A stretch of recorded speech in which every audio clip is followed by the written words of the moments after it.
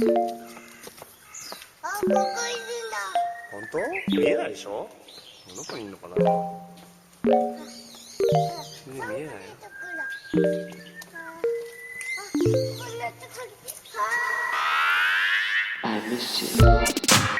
What's good, Internet? It is Monday, October 21st, 2019, and you are listening to Waypoint Radio, episode 273. I'm your host, Austin Walker. Joining me to kick off the week, Cado in Brooklyn. Woo! Woo! It's Monday! It's Monday! Monday! That Monday energy. Hell yeah! Fucking hate Mondays. Fucking hate Mondays. I cannot fucking wait until Mondays die. Patrick Klepek also joining us. How you doing, Patrick? Yep, Mondays, it's one day past the Bears lost that I can put in the, you know what, just, it never Move on, happened. but it never happened. What's that? What's football? Honestly, pre-pod, we both had a conversation. It's like, cool, we got our Sundays back. We can go do anything else now. I don't care. This is a great, Listen, freeing feeling. I'm not even in any fantasy leagues, so it's like I don't have to pay attention to anything. I don't need to check stats. I will say, absolute domination. I'm 7-0. Just wow. Hey, I won this league last year, $500. I'm on the road to 500 again right now. Whoa. $500. That's going to be like almost the price of a next generation console. That's going to be like books for your daughter's college for one semester. That's something. I spent that $500. I spent that $500. That was. I don't know what it went to, but it was gone. You didn't put it probably did though. It probably did. Like it all. Even when I don't mean it to go to her, it still goes. Of course it is to her. Mm-hmm. So, babies are expensive.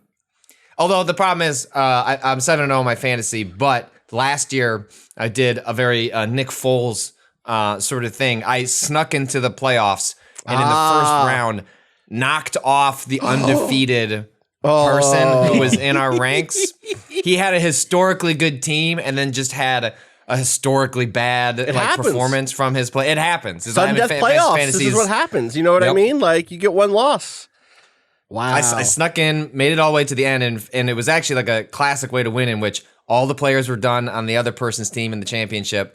I had one, I think Tyler Lockett, one of the wide receivers on the Seahawks, and all I needed was for him to have one like meaningful play, and then I would get like the 5 points that I needed. So I'm just texting back and forth with someone as we're watching the game, just waiting. And I finally got the one play, and I was like, "Yeah, that's it." That's so good. That's so good. People should. If you don't know how fantasy football scoring works, people should look into it. Just because I think it's weird and interesting to see how those systems PPR. are. Yep. Mm-hmm. I think we do half point PPR, not full point PPR. Yeah, we got rid of kicker. We got rid of kickers. Otherwise, receivers are worth way too much. Wait, you got rid of kickers? Mm-hmm. Wow, you still have defenses. Yeah, we got rid of kickers. You still do defense. Still have defense, but we got rid of kickers in lieu of they call it like a super flex spot. It's just basically we don't have super flex this year. So super flex means you can put a quarterback in. So you can play two. You can do two QBs. Yeah. Wow. Yeah. Wow. The points get kind of out of control sometimes. They must get out of control. I don't think we're doing that this also, year. that makes a lot more quarterbacks valuable, right? Because otherwise, you're in a league of like 12 or 14 people. There's a lot of like mid-tier quarterbacks who just aren't going to see play. Yeah, that makes sense. Yeah. That's interesting.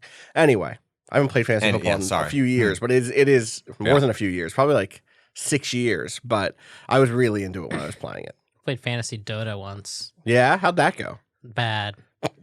Was it because like it's hard to know how? What's the scoring like in that? I believe if I remember correctly, it was based off KDA. Really? So, Okay. Carries are gonna be the thing that you want to like prioritize. And I think there Carries was a limit. Quarterback. There was a limit on the amount of carries. You were mostly supports, and I believe supports could also get points for. There was points for something else. I think there was like amount healed over a game. Mm-hmm.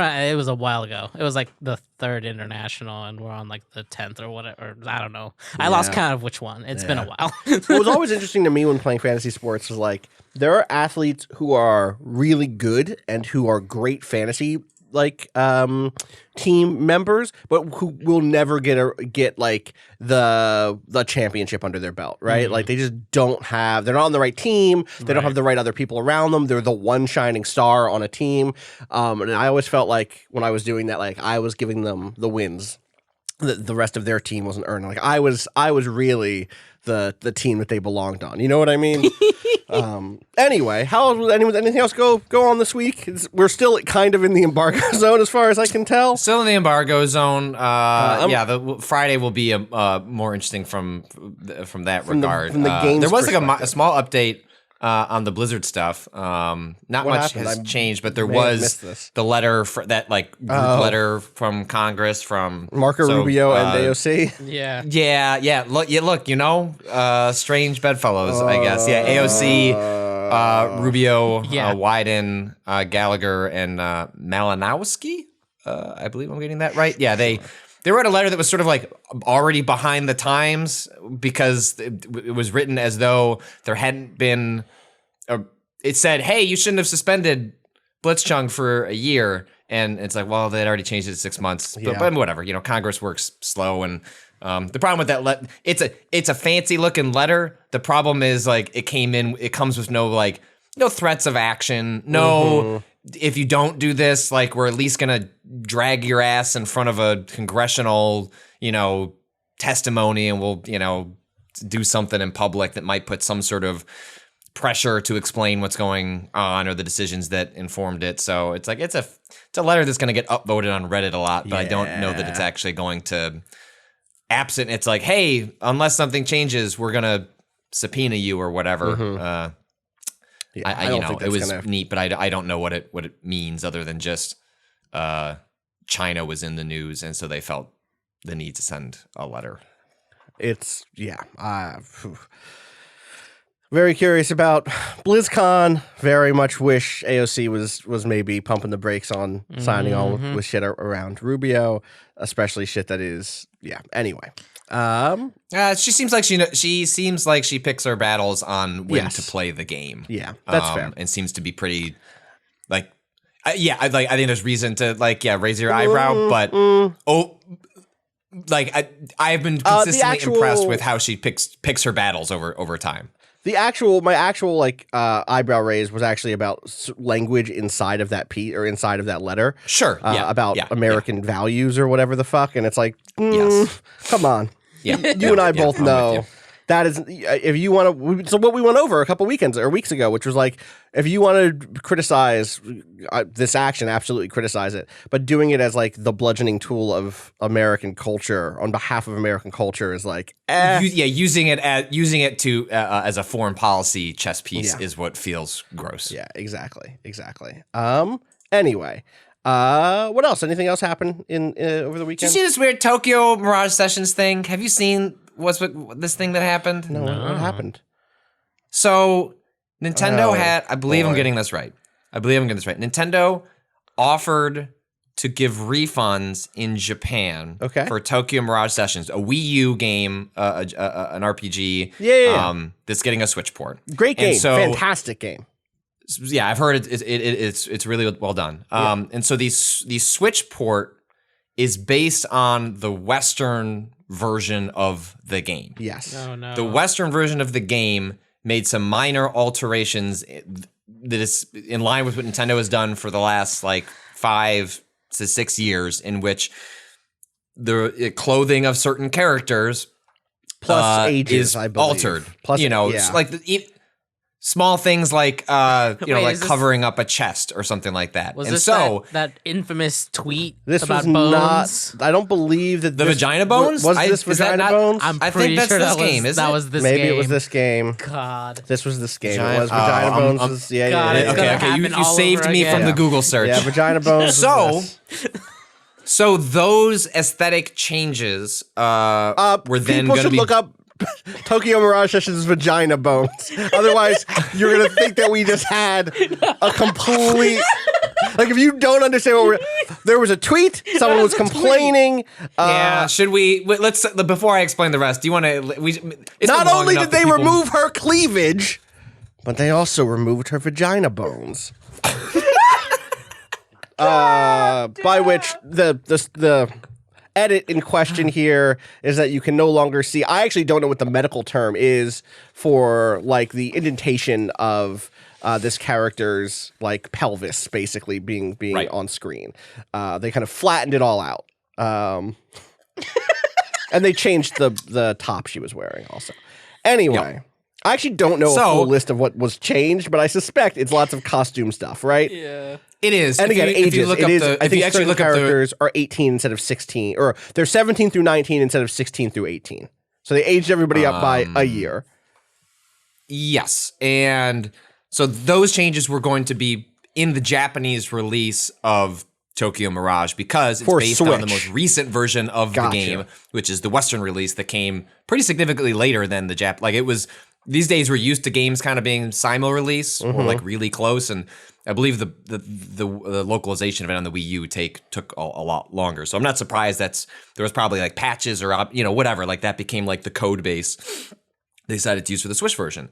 And I guess also the screenshots on the Japanese website were the Wii U version. So people felt betrayed that like, oh, you're giving us this censored version and the screenshots were wrong. So Nintendo put out like this long statement that's like, yep, we fucked up. But this is the version of the game.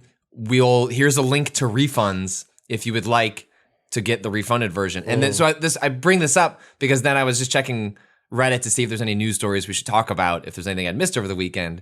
And this one of the highest ones is Tokyo Mirage Sessions becomes #1 best-selling Wii U game on Amazon Japan after Switch censorship fiasco. What? Great.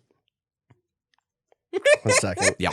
There's also some DLC that removed that apparently was super creepy. Yeah, it's there's I don't know any of the I don't know, like just reading threads about it. People I'm trying to get like a full surprised list. that DLC went away.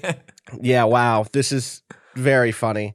The thing that's so frustrating is that there's like such an all or nothing perspective from the gamers who get upset around quote unquote censorship. Where like I'm reading a piece from Mike Fahey from Kotaku from a few years ago.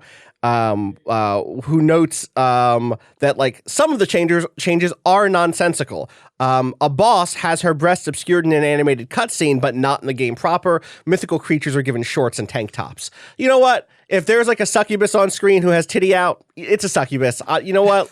Let's roll. If there's a 17-year-old, I feel okay with putting a tank top on. That seems all right by me. Or changing their age. Right. And they also changed like the dialogue and script to match that. It is not just in some file somewhere they changed the thing to be like 17 or 18, whatever. So that is. I did not see this kerfuffle. That's very funny. That it's. I mean, again, it's been a while since we've had a good one of those. And I guess what's unique here is that actually it's the reverse, right? Like traditionally. The animosity, and go look at my reporting Kotaku. I did a ton of this for like a full year when Nintendo kind of was always finding themselves in one of these scenarios. It happened a lot during the Wii U era. It's usually like things changed for the West, and then the Western audience or a subset of that Western audience raising the capital C censorship flag, right. In a way that it was a lot often. What are you defending? Sort of thing. And it's unusual, or it's just not common for it to be the reverse of that. So I don't have anything to say about that. I don't have like a commentary as much as like it's just interesting on its face that it's the reverse, given the trend is always in the other direction. Yeah, so. Totally. Anything else kick off this weekend? I feel like Cado. Watchmen's good. What is it? Just want to say, it's very good. Should I see it? It's very good.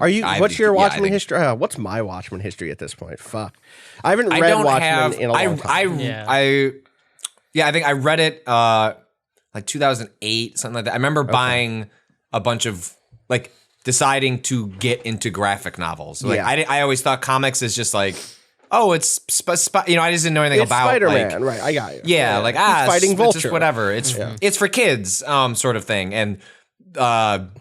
Now around the the time biggest of, like Marvel Walking fan Dead I know. was getting really big, so it's like oh, I'll it'd be the kind of thing where like I don't know. I think this is maybe less true now, but it used to be. It was like comics and then graphic novels, like different sections in stores. Like this is comics for adults. They're called graphic novels, not comics. Right. That is definitely how they. I remember picking up Yeah, that's even like though where I read even though things like Preacher Walking and Dead were literally just collected trade yeah, paperback yeah. volumes of monthlies. Single issues. So, 100%. Yeah.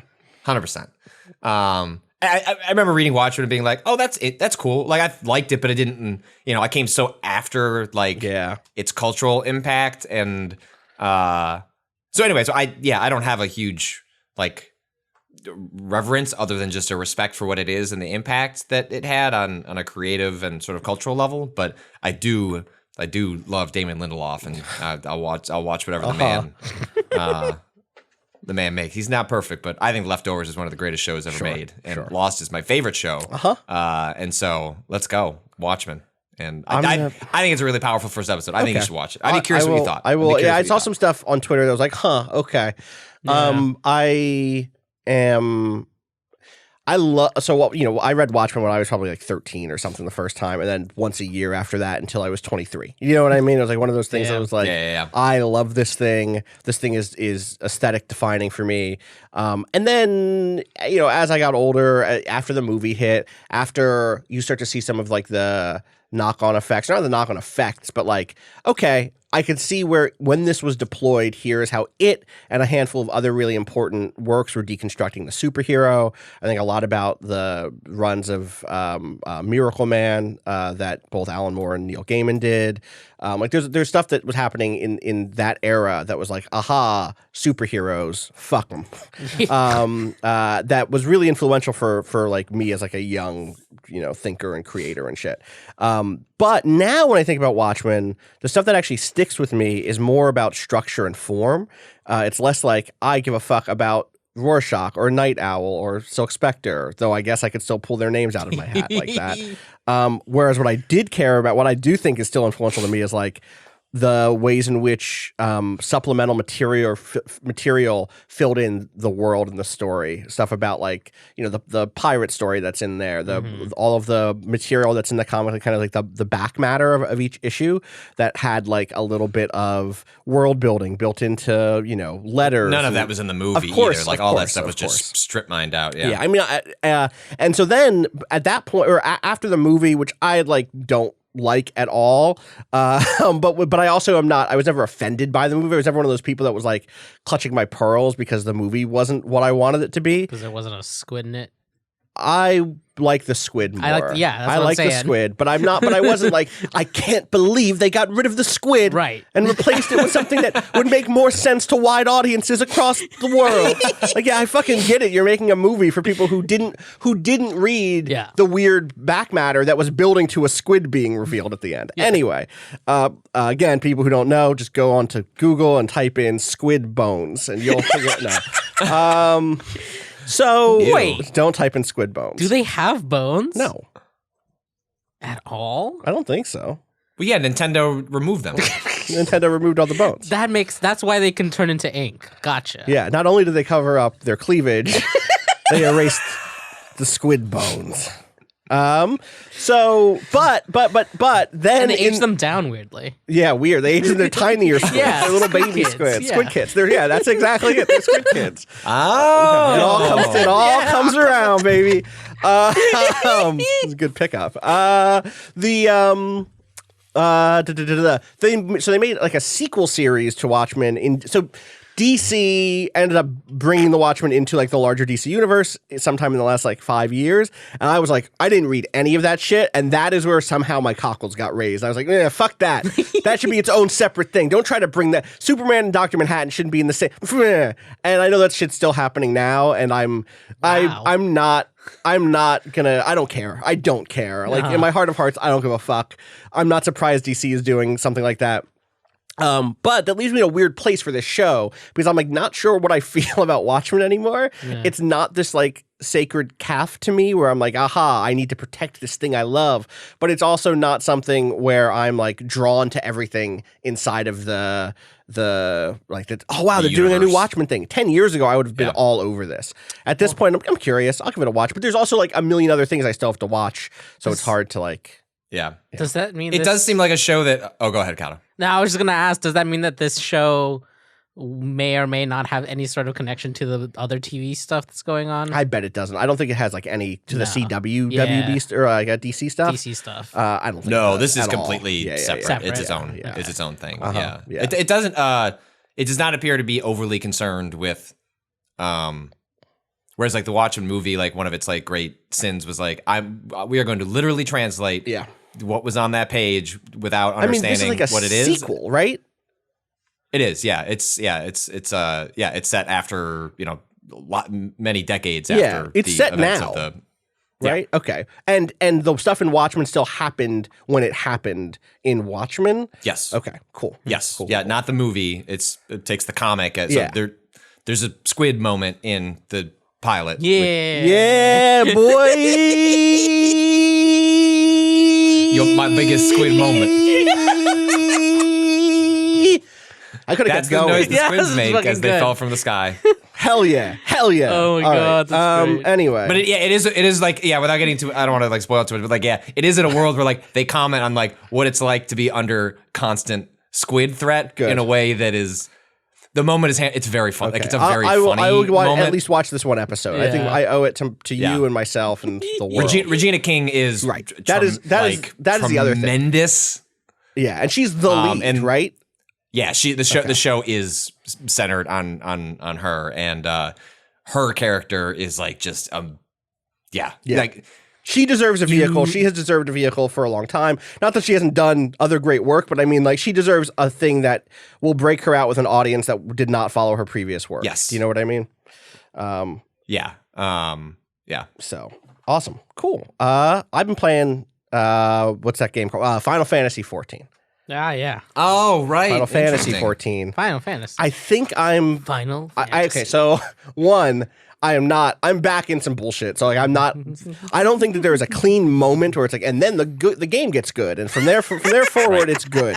I think it's probably like a gradual thing where more things start happening that are kind of cool. I had what I thought for real.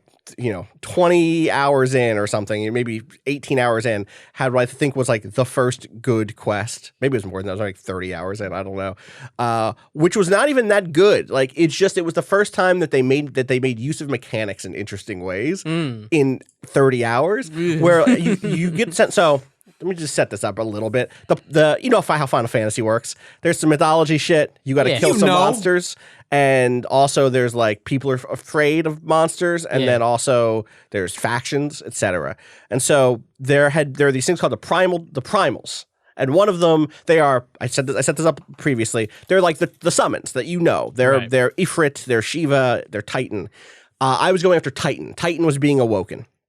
And I went on the most absurd, like I actually hated bits of actually, let me just say the good part first. Let me just get the good part out of the way, then I'll go into the depths, and I'll pull back out, because it's actually one long continuous story. So to fight Titan, they're like, you're paired with this person from this crew called the Seventh Scion, the Science of the Seventh Sun or something, the Seventh Age, Seventh Dawn, maybe. The Scions are like a bunch of people who are like, we got to stop the primals from killing everybody. And one of them is like, you should go talk to the people who fought Titan the last time. Go interview them and like get tips from them, because you're going to go fight Titan. They know how to do it. So you go to the first person, and it's like a big green dude in leopard print who's taking a nap in a windmill. And you're like, Great. bro, what's up? And he's like, yeah, I beat Titus. And you're like, that's not him. I know that though. That's a different. It might have been like TITUS sorry. or something like that. It was not Titus from the previous Final Fantasy game. And she's like, "Yeah, I'll tell you. You just got to go kill this big monster for me first." And you're like, "All right, cool." And you go and you kill it, and it's super easy because the combat in that game is nothing at this point. And you go back, and he's like, "Yeah, let me tell you what I did. Mostly, I took a bunch of naps. I like worked out pretty hard, and then I killed him. We did it for sure." And then a guy shows up and he's like, "Hey, you killed that monster. Nice job." To the other guy, and he's like, "Yeah, I'm out here. I'm doing work." and you're like, and he's like, and the guy who came to pay him was like, "Wait a second. You didn't kill him at all. The main character killed him, didn't he? Yeah. You're being fucking lazy. You're taking a nap." He's like, "No, I'm not. I'm the hero. I'm a champion."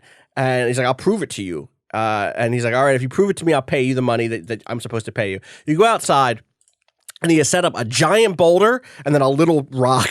And he's like, if you can destroy, like, Austin, if you can destroy that big boulder before I destroy this little rock, then you'll have proven that you're stronger than me. And therefore, the other guy can pay you instead of paying me. And then I'll tell you about how I killed Titus. And you're like, okay, fine. And so the fight ends up being, you're not fighting him. You're in a race to destroy this rock. Yeah. While he, like, occasionally swings an attack your way that you have to dodge out of the way. And at one point, he plants a bomb next to his rock, and you have to destroy the bomb before it explodes. And like it was like That's a good. fun little mini thing in a regular story quest where like, oh, okay, I need to like hit my rotation really fast on this bomb and actually do as much damage as I can. I need to like be aware of my placement and stuff like that.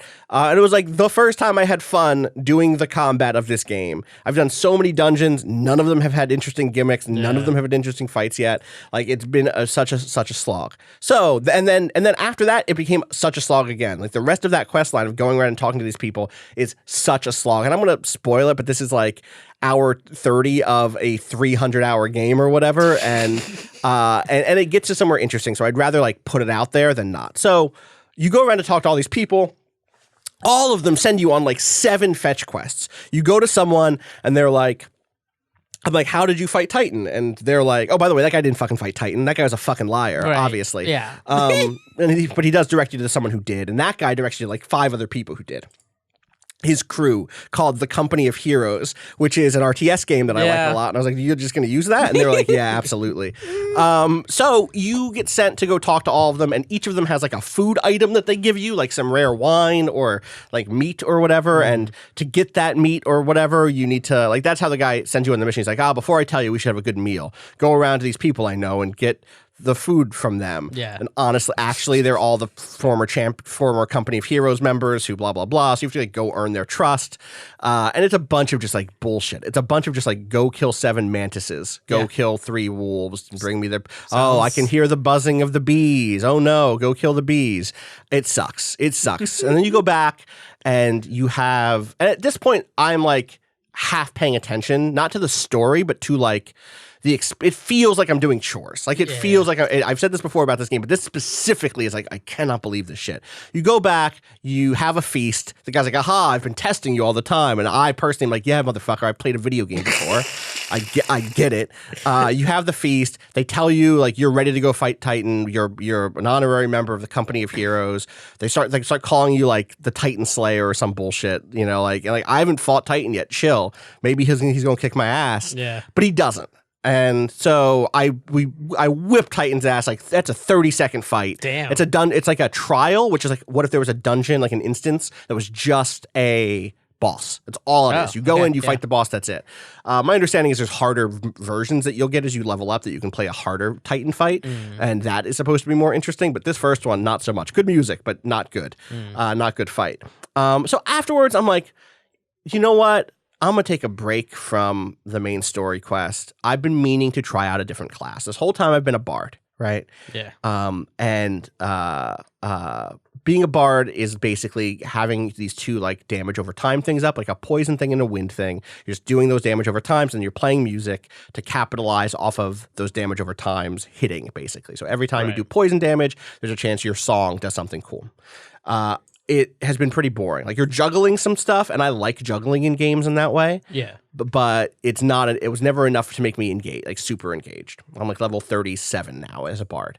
I bought a job jump for White Mage. I'm never going to play White Mage. There are other healers I'm interested in playing, but it's not White Mage. So I got that jump, which one gives me a big XP bonus to like any kills, and I think some other subset of experience for any other job I do. And because it puts me at level 70, I can now play as any level 50 or 60 class. Like there are classes that unlock at level 50 and 60. Yeah. So I went off and I tried Gunbreaker for a little bit, which is like a guy with a gunblade. It was like, that's amazing. It's like a tank with a gunblade. Squall. It's like Squall. Yes, that's him. Or then I did love it. It was okay. I went and I unlocked Red Mage. And Red Mage is dope. One, because it is a bunch of like, they're actually called like the Crimson the Crimson something, not the Crimson Mage. Like, there's I forget what they're called, but they're basically like a revolutionary group trying to overthrow a king in another place. Yeah, but they're like tied to that entire revolution. Ended up being the manipulation of an evil empire, but also there was a tyrant king, so it was like very complex. So like I'm already all the way in. Let's do it. Okay. And then the way Red Mage plays is cool because it's like you're balancing your black magic and your white magic to increase these bars. And when they get high enough, you can jump in and do some melee shit. And like now I'm a big fancy lion man, and that is like what I want to be. And that is dope. And so I'm off doing that stuff, learning the ways of the Red Mage. Meanwhile, I've got a call to come home, like home base calls before I go off and do all this shit. They're like, come home and check in and we'll give you your next task. And I'm like, fuck off. I'm going to go hang out in the graveyard with my goth friend who's going to teach me black magic. Yeah. Like, that's where I'm at. Yeah. And so I go off and I do that. And I do like the first couple of Red Mage quests. I'm like, I'm you know what? I'm rocking with this. This is cool. Let me just fuck around. Let me just maybe do some other side stuff. I found some training dummies to fuck around with to try to get the rotation right. I remapped all my controls. I was just kind of like in it. You know what I mean? Yeah. Finally, I'm like, you know what? I'll get back on that main story quest. I'm way over leveled for it now. I'm like 15 levels over, 14 levels over it. So it's going to be a cakewalk. I'm just going to walk through all that stuff. I was already going to walk through it, so now I'm going to super walk through it. Right. I get home. Back to this shitty place where like it doesn't even have a teleportation crystal. You have to teleport near it and then walk over to it. Like I'm not even like a little like it's like a 3-minute like chocobo ride away from the nearest teleportation crystal. And I'm like, yo, y'all are supposed to be hot shit. Get your own teleportation crystal. Right. So I ride over there. I go in, and as soon as so it's always a place that you load into. It is not just in the open world. You have to load into it because it's instanced for whatever point in the story you're in. So I open it, and there's bodies on the floor, and I'm like, yo. What happened? I walk in, I find in a previous major quest, I'd rescued this like sylph, this like floating, like I'd say like 2 or 3 feet tall, like asparagus person. Is kind of how I would describe her, and she's fucking dying on the floor, and I'm like, yo, shit, whatever your name is, I forget who you are you okay? And she's like, the Empire fucking showed up and cleared house. And I'm like, I see, there's dead people everywhere. And you have an ability called Echo where it gives you like a flashback. You can like see what happened to somebody else, and you get the echo of her and the whole place getting just jumped, the head of the crew getting like kidnapped, basically. This little asparagus person who flies around just gets fucking roundhouse kicked into the side of the wall. It's dope. It's like a really good cutscene. Yeah. There's a new enemy that showed up who's like this badass lady who has like, she has like a claw like coming down from her elbow in her armor, and then she's holding guns, but the guns are underneath. Like the barrel is underneath her fist instead of above it, and it's built into her armor. She just beats the shit out of everybody, and I'm like, damn. And I know this isn't true, but in game, I'm like, I should have come home when they called. Right. I went around and fucked off with my new Red Mage friend and like was just getting shit done for me. I was having a fun, relaxed time. Yeah. Meanwhile, my crew was getting just wrecked.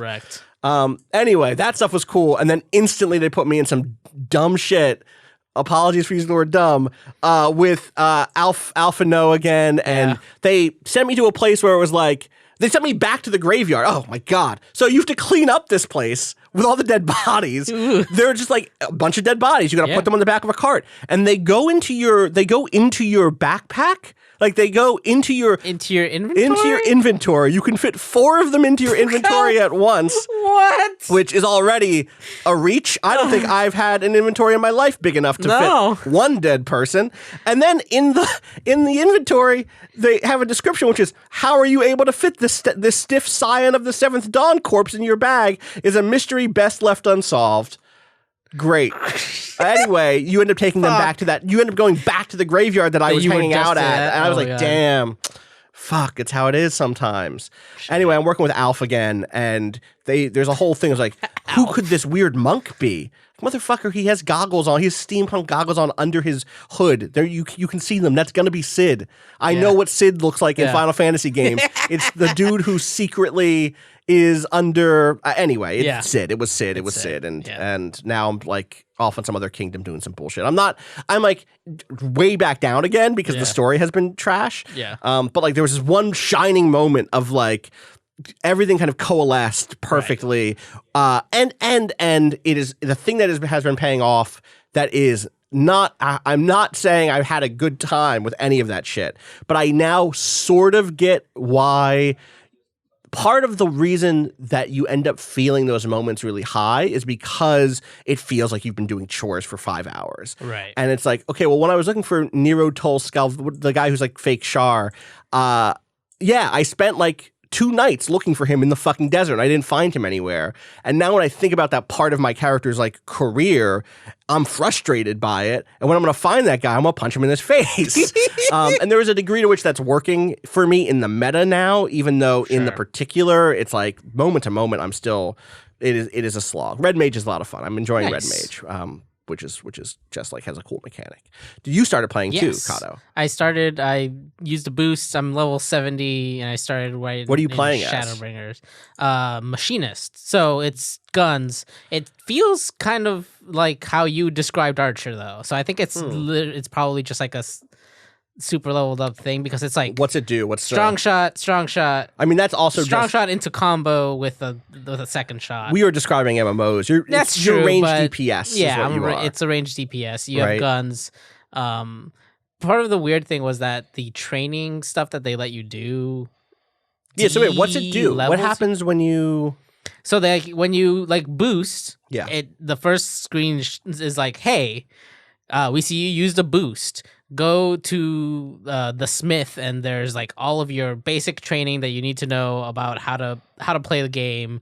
And there's like a bunch of like just single like tutorial, like single like arena tutorials that was like, this is how you play an MMO, basically. Okay. Very simple, but like the annoying part was that for some reason it de-levels you. I think the instance... Yeah, instances sink you down to whatever like the top level for that instance is. Right. So... Which means you can lose parts of your kit. Like you can lose... Like I did a dungeon or something. Maybe it was a story quest as Red Mage and I'm over level for it. And I was like, well, I now don't have access to this important thing that is part of my main rotation. Right. I can live without it. It's just not as strong, basically. And like when you're boosted, like I was trying to get a sense of what the whole kit does. Yeah. But then I would go in and be like, oh, all of these things are grayed out. What do you mean I haven't learned that? What's happening? And it didn't clearly say that. But eventually I figured out that it was being like de-leveled for that instance. So that was kind of annoying, but like, you know, at least those tutorials are there. And then it had a quest, and I think it's interesting that the way Shadowbringers, like the story begins, is like a kind of a clean, not a real clean break, but like a big enough break where like as someone who was coming in without any prior knowledge of what had been going along, I could really easily follow it. Really? Like, yeah. Awesome. Like there's like a thing with like parallel universes going on, it seems. And so like you're basically being thrust into this new world as new, like, you know, like you're basically you're a new arrival to a new place anyway. So, are there other characters with you from your old place that you're expected to know, or is it kind of like, I get it? I mean, they make reference to the Scions, and I was like, I guess that's the group I'm a part of. Okay, sure, right. But I haven't like talked to any of them yet. They keep being mentioned as like they're over here too, and like there's somebody here who's like the person who like pulled you over is like showing you around this town, and like, but it's it very much feels like, oh, this is the beginning of like, it's the way that like you think of like the beginning of sequels where like, yes, you know, we're gonna leave space for people who are coming in on this entry, but we will make reference to other things, and it's not as people. It's the Destiny conversation we had to some degree. Yeah, like I think Destiny didn't do this very well, actually. You think this is better than Destiny's Absolutely. onboarding? That's so fucking funny to me. Especially Shadowkeep. But even like Destiny 2, Destiny 2 threw you in a way that's like, shit, your home is being invaded, but like if you didn't have any connection to that home, like who are these characters? Yeah. None of that ever you didn't gets spend time in the tower. Yeah, before it got destroyed. Yeah. And no, this feels very much like this is the beginning of some completely new adventure. Obviously, you've had adventures in the past, but this feels like, and it has a lot of very kind of slow, actually. Like go talk to this person for a bit, and they're gonna tell you that they sell things. And go talk to that person. They're gonna tell you that they have books. Like standard MMO. Here's the town stuff. Yeah. But just I kind of would rather almost that than the fuck it go. Here's all the content. Yeah. Do missions, I guess. This is a dark zone. Yeah. So I'm very curious to see how you like it if you keep with it. Also, are you going to go back and choose another class to play through the? Yeah. Oh, can you go through the MSQ? Or are you going to create a second character? Yeah. I think so, right? Yeah, you can go. I assumed that the main story quest boost was only per character. Yeah, it's per character. Okay, it's per character. You're good. I'm gonna go back and do the other stuff at some point probably, but I'm trying to. Apparently, the 29th is when that near stuff drops, so I'm gonna see if I can hit it. Good luck. I know I'm not going to, and it's fine. I'll see some video. Yeah. I wouldn't even understand what the context is anyway. Sure. If there is context or if it's just a side thing, I don't know. I'm very curious. Totally. I'm interested. I'm curious what you think about Machinist too. From looking it up a little bit, there's like a whole like heat gauge that you get both. You can spend. It would cut that out when I was when you're being doing the training. de-leveled, so I haven't been able to. There's like training dummies around the world that Yeah. you can find, and those are great to just like work out what Right. things are. There are some good I'll see guides where I can online. find some, yeah. I'll link you to one of them that I found. Nice. And then just like figuring out for me, I'm playing with a controller, and figuring out the Ooh, damn. layout is really fun for me. I like tinkering with things like that. So like for instance, the way Red Mage works is it has it has a mana bar that's just like here's your mana bar. Right. Then it has like a black mana bar and a white mana bar that fill up as you do black and white magic. And that means that you have black magic spells and white magic spells. So like Ver Thunder is a black magic spell. Ver Arrow is a white magic spell. And whenever you do those bars fill up. And what you want is to have them both balanced, because to go into your like melee combo where you jump in and do some dope magic rapier slashes, you need to have them at least over 80. I try to get them up to 100. And so I have right trigger. When I'm holding right trigger down, I'm doing all my black magic shit. When I'm holding that left trigger, I'm doing all my white magic shit.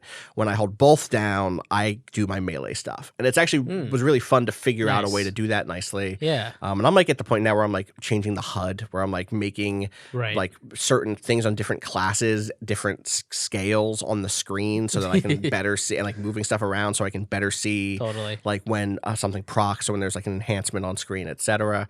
I like RPGs. See, this is I do like this stuff. That seems a lot. wild because I've got 2 full 1 through 9 bars of stuff. Yeah. Like setting up. So the thing that is like, all right, well, you're level 70, right? So you're gonna have another 20 levels worth of abilities. Yeah.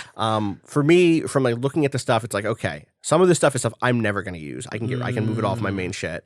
Some of it is stuff that is like so situational that I want it, but not on one of my main bars. And on a controller, you can set it up so that like, if you hold down right trigger and then left trigger, a different bar shows up. If you hold down left trigger and then right trigger, a fourth bar shows up. Okay. So I kind of have like, a bunch of different things to play with in some ways there. But yeah, I think it's like one of those things that I've crossed the Rubicon, at least on finding a moment to moment happiness with the game, but hitting enough individual moments that I'm now stringing together, which is how this game was originally like. I had an early conversation about this, or I read something about it that was like, you can't just be a bunch of moments, strung together that are pretty good. But like it's getting to there, and at some point there's going to be enough of those where the entire experience, I hope the bulk of the experience feels better. So we'll see. I'm making progress. What I will say is I'm playing another game that we can talk about on Friday, and I definitely spent some time this weekend being like, I should be playing that instead of this. And like, I want to keep playing this. I want to see where this goes. So that's a good sign for Final Fantasy. Totally. Shout outs to all our Final Fantasy XIV heads out there. Shout outs to Patrick for letting us ramble about Final Fantasy XIV. Hey, forever. Did you play any stuff this weekend, Patrick? Besides crying about the Bears? I finished Valfaris. Oh, okay. Which is really great. I still recommend it. I think it's one of my favorite games this year, which is always fun when, despite being professionally played, paid to like know what's good and what good is coming or potentially good, to have a game just like come out of nowhere and completely kick your ass. And Valfaris was that. So I played it on Switch. It's on a bunch of other platforms. I think it's coming to It's on PS4, Xbox now, and it's coming to one of them later. I forget which, but the Switch version is tremendous, and I highly recommend it. Awesome. I've heard from not just you at this point, but some other folks have said that it's also extremely good. So yeah, it's just a really, really solid like action game. Yeah.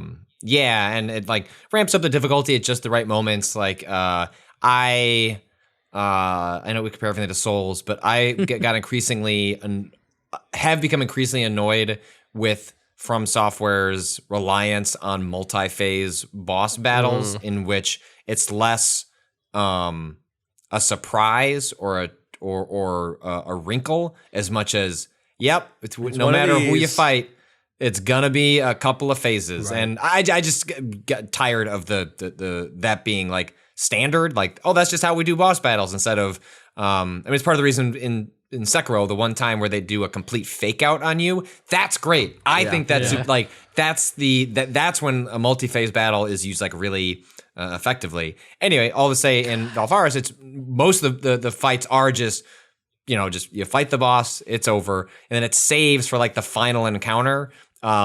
These 3 back-to-back fights that you have to do in a row. That just seem like impossible up front, or like, how would you figure it out? And of course, by the end, I'm getting through both, first and second phase without taking a hit as you put together what each individual thing you need to do.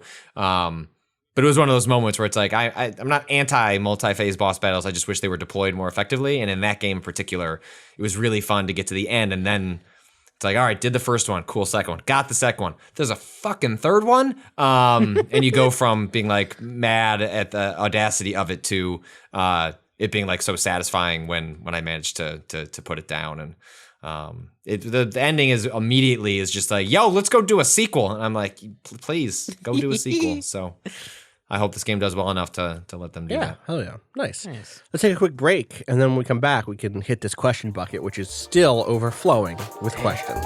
BRB.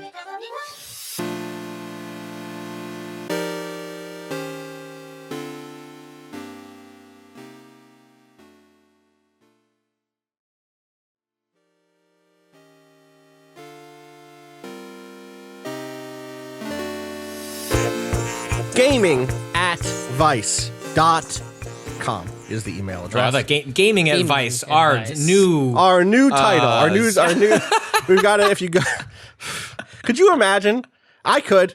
Of course Of course I could. If you're playing Destiny, don't forget to visit Eris Moon every week. What is that? She gives you a new quest. Okay. They're good quests. Did we just decide to be in the Destiny zone for a second? I mean, we just decided to be giving advice. @vice.com is the email address. If you were a mini golf hole, asks Brian, what would you be? Describe yourself, your features, your obstacles. What's your par? Wow. Yeah. And you can't just be like windmill because it's the first idea that comes to mind. You have to really think about this. No, yeah. I think I would want mine to be like somehow emulating like a pachinko game. I want an element of randomness. It's interesting. It's a par 3, and but you could maybe you come up to the pachinko section like a bad hit, but maybe you get a good drop and like you can make up for it on the other side. Yeah. Maybe you got there fast and then you get to that section and whoops, like you got a bad drop. Doesn't matter how fast you got there, and you got to try and make it up with those 2 strokes you got left. So I think some sort of like it would have like a nice fun like diagonal drop. So it'd be like pretty simple, but like a big element in the middle that's just like gonna throw you for a loop and like kind of levels the playing field. Like maybe you're not so good at mini golf, but it's okay. Like maybe the bounces will go in your favor. I think I'm a par 4. And you come and you're like, this isn't a par 4. What the fuck are you talking about? It's just like, all it is these like diagonal lines that go back and forth, right? Like, and you just hit it and it bounces. You just hit it right and it bounces. It goes bounce, bounce, bounce, bounce, and then there's the hole. And you get through it, you go up, you make that first hit, and it goes like bounce, bounce, And you're like, I didn't get enough on. Let me just and it bounces backwards somehow at you, and you're like, what the fuck? But then even if you get it, you don't even get the great feeling of like bounce, bounce, bounce, bounce. It at all points is just kind of like going back and forth in a way that's like, where is it? What's going on? Stop it! How am I gonna get there? I'm so anxious. And you get there, and then the final actual hole, no big deal. Like once you're there, it's just an easy putt. There's no trickery. Nice. That's me. I'm going like full gimmick. I want okay, good. I want it's split level. Okay. On the top level, you've got like a few. It looks like the field is water. Got some lily pads on it, and at the end there's like an alligator. You got to get it into the alligator's mouth, which is opening and closing. So it's a timing element. Mm-hmm. You also got to avoid these lily pads. At the bottom level, you follow the alligator's like body down, and at the tail it like comes out, but that tail is swinging back and forth left and right, so it's double timing. You gotta watch for 2 cycles, and then at the other end some more lily pads in the hole. Wow. But, how many? What's the par on this? Probably a 3. Damn. Okay. You know. Okay. You just gotta get the timing right, and then you'll be down there, and then it'll probably be pretty there. easy to avoid the other lily pads. You know? Yeah, I gotcha. But you can bounce off that snout and fuck it up. Yeah.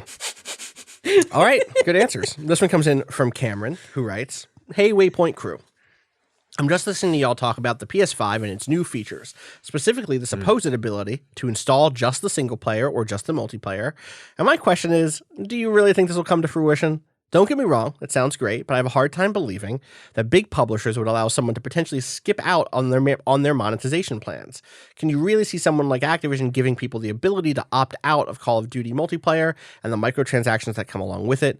Is this going to go the same way as Xbox One and PS4 ready to start? The Xbox One and PS4 ready to start system." Yeah, I had some pause when that was.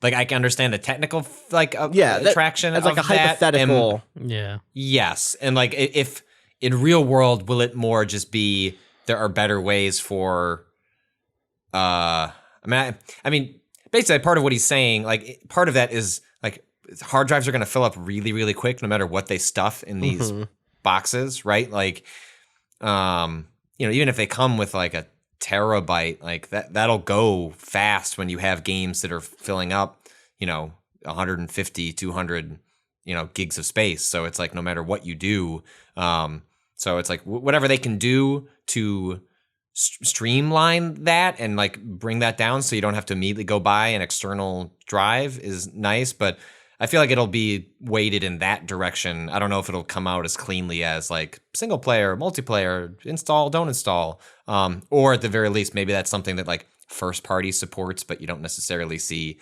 I have a hard time imagining they're going to mandate that on a console level. It'd be cool. Right. I wish game companies would do more of that, of just like, if they wanted to, they could say you need to let the player choose which one to install. What is Activision going to do? Not release on the PS5? Like there are like leverage points that these companies have that they don't necessarily choose to enforce.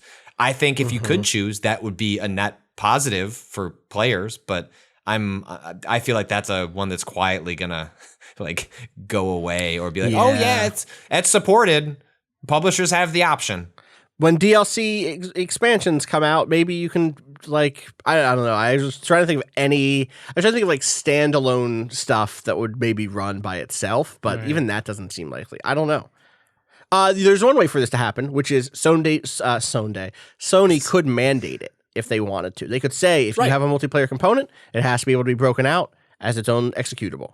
I doubt they'll make that decision because I think it would piss off publishers. Yeah. So. Yeah.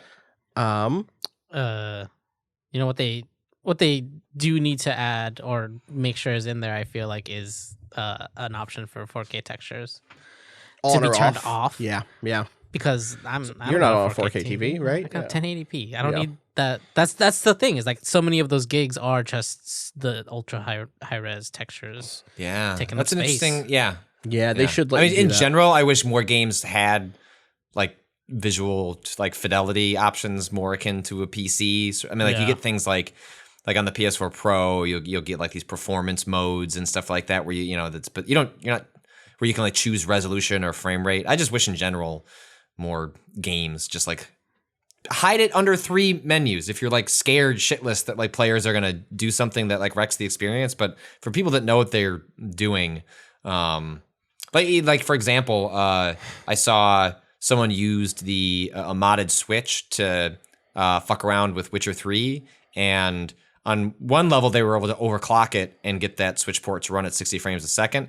I don't know necessarily that they should let you do that. I'm not expecting that, but it's based on the PC port, and people were able to modify ini files, like config files for the visuals, and like the sliders that exist in the PC version 100% work on the Switch version. So they started messing with those sliders to get the game. They basically like the person who was messing with it like disagreed with how they handled like sharpness and some other stuff and said, well, I did this and I think the game looks better as a result. I 100% agreed. Like I thought the game like looked better with their tweaks, and I just wish more games, like especially if it's just sitting there under the hood already, would let more players kind of choose that. I'm curious about that texture thing though, Cado, because that's a really good also note. It's an interesting question whether they would even split that out separately, or if it's just going to be the kind of thing where it's like, yeah, you don't have 4K, but we just downscale. You're going to have to download. You're going to have to download them anyway. Wasn't there a game recently where it was the other way around, where like you downloaded most of the game and then it was like, oh, here's a second download for the 4K textures, and you still can't. I forget what game it was. It was yes. And it was like the amount that those 4K textures, the amount of space. I think Monster Hunter World did that on the PC. Maybe? I think Monster Hunter World had I don't know if it was the 4K high resolution texture pack. Yeah. But they did do a texture pack that was like, yo, this is gonna wreck your machine, which is why it's optional and not included in the game. Yeah. And they're nice textures. Yeah, but you don't see a lot of that. Yeah. Those are good textures. I'm looking at them. They're actually like, it's wild how different it looks. Here. So like here's like the regular texture. Yeah. Right? And then if you scroll down, you'll see this is the updated texture. Oh shit. Where like in the top one, I'll describe it's like it's a close up on someone wearing chainmail, and it looks like the chains are these like U's or like loops. But when you see the high res one, you can see it's actually kind of a cross stitch X's. Yeah. And it's because like it's just at first I thought like, oh, it's literally a different texture, but now that looking at it, it's like, oh no, it's just so blurry that I'm reading X's as U's, I think. Right. Which is wild. Yeah, neat. That's a neat way of. Yeah, this is good. These are good textures. All right, I'm gonna close these textures. Here's another question. This one is on a topic that we've touched before, but an aspect of it we haven't actually hit directly. This one comes in from Corey from Memphis, who says, since y'all need questions today, I thought you could help me think on this. I'm both an Android user and an iOS user for phone and iPad, respectively. These subscription game services have both been very interesting to me. So we've talked, again, Apple Arcade, we've talked about it at length. What's the name of the Google one? Google Play, it's not Arcade, it's... Someone look that up while I'm reading this. Play Pass. Oh, yeah. Yes. It's called Play Pass. Of course, I know this because of this next sentence. Of course, Apple Arcade is full of new stuff, but Play Pass is filled with stuff that has been out for a while, many of which I've had and played a bit. Things like Pocket City, a dope Sim City-like, are games I've paid for and still play. Assuming the devs are getting paid by that subscription service, do you think they're getting paid by me playing it, even though I've already paid them for it? So it's like if I bought a game before and now I'm playing it and I'm a member of the subscription thing, are they going to get paid for me playing it? Right. Or are they excluded from that because I already bought the game outright? Even more complicated are games like Polytopia, which is a distilled Civ. Polytopia is really good. Or Citus 2, which is a J-pop rhythm game. They're both great games with tons of DLC, all of which is now free in Play Pass. Citus alone has like $100 worth of DLC that I've now just have unlocked. How do y'all think this works? Apple Arcade is complicated enough to understand how it's fair for devs, but this weird sudden change to games I've already put multiple hours in has me confused. Yeah, this is an interesting question for those devs. Like, as always, if you were a dev and want to talk to us about this stuff, reach out. Yeah. Because Apple Arcade is actually simpler. Yeah. Didn't have enough to write a piece, but like, don't sweat it. Like the on long either tails, side, maybe Or on the Apple Arcade. On Okay. Apple Arcade. Apple Arcade specifically, all the developers I've sort of talked to, off the record on background, like it works pretty traditionally how you'd expect. They get money to make the game. Often they're profitable before the game is even sold, which is not, that's how it normally, they're basically acting as a publisher. Right. And you can make DLC, you can make more money later. So it's a lot of the worries I had. I mean, I still have worries, like concerns, some skepticism about that service, but like the thought that like you playing it is contributing to a culture where developers are like not making any money and like you should worry about what kinds of games you're playing on there.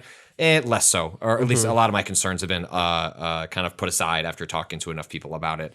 But that's not how the Play Pass service works. Like that, they're being paid by a weird algorithm that is, I forget their specific how they explain it, but that one is like,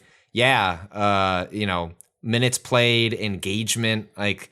That's the stuff I was worried about with the Apple Arcade is actually the stuff to worry about with Google Play Pass, because that is specifically how that's being paid out. But I think I talked to a couple developers about that, and most of them were like pretty skeptical of that service, but were like, you can just yank your games off if it doesn't work and if it's hemorrhaging money elsewhere. So that the impression I got from a couple of studios who are participating in Apple Arcade and Play Pass, the way one of them put it was like, yeah, we put up our games on Play Pass, and in a couple of months, once we've got some data, if we find out this is screwing us over it all, we'll just yank the games. If it turns out we're making money on both ends and it's just different types of players get attracted to it and it doesn't cannibalize either side, then great, even if the algorithm's weird and doesn't make a lot of sense to us. Yeah.